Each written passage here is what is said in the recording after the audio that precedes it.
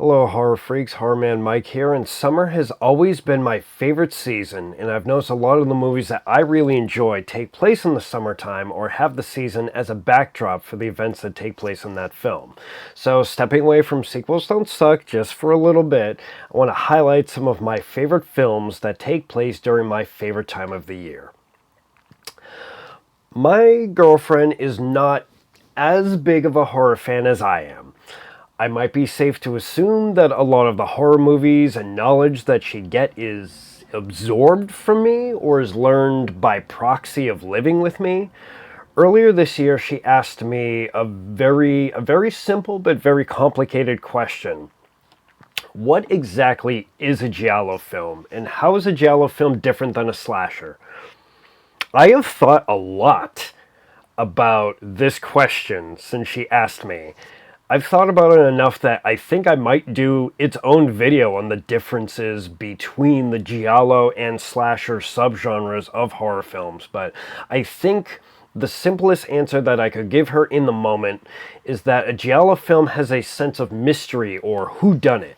They're edgy murder mysteries where there's multiple suspects and the killer's true identity is revealed at the end of the film.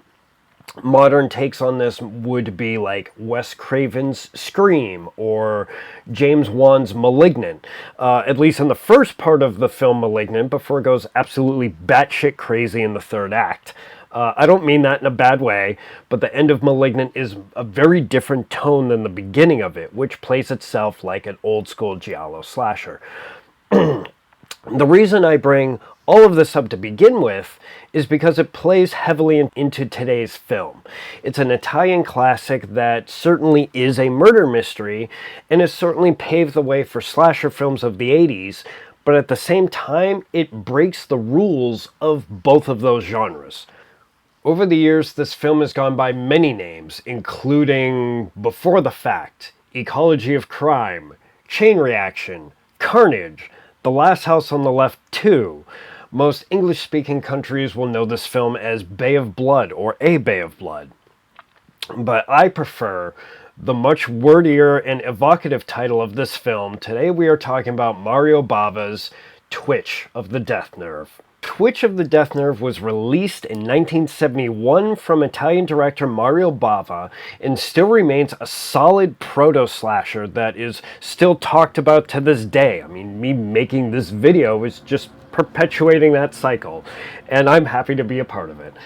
I got my hands on a tape of this film from a mail-order catalog at the back of a Fangoria magazine. I had bought the film, and I was talking with my dad about it, and he goes, "Oh, I know that film. That's the one where at the end, this thing happens." And I'm like, "Oh, okay." So I put the tape in the VCR, and I'm watching this movie fully knowing what the twist ending is, and it still shocked me. And that's just the kind of brutal, no bullshit approach this movie takes to its kills. And for that reason, it has become a summertime lakeside slasher that I will go back to just again and again. The way it starts, a rich old woman is strangled to death by a black-gloved killer. The camera pans up to reveal it's this guy. And immediately, we start breaking the rules of giallo and slasher films. You never reveal the killer's identity until the end. So why do it here?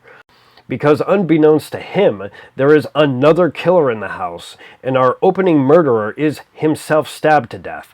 All of this happens, by the way, in the first 8 minutes and 20 seconds of the film, before a single line of dialogue is actually spoken by any character. And so thus the movie begins, and you, the audience, should be prepared that anybody in this film can die at any moment, including killers that have murdered other characters. And that makes for an incredibly wild ride, although it does make the movie hard to follow at times. Friday the 13th Parts 1 and 2 had kills and scenes that were very similar to Twitch of the Death Nerve. In fact, I know when they made Friday the 13th Part 2, someone on the crew was shown this film as inspiration. You want a long diagonal slash across the face with a machete? This movie did it first. You want lovers double impaled on a spear mid-coitus?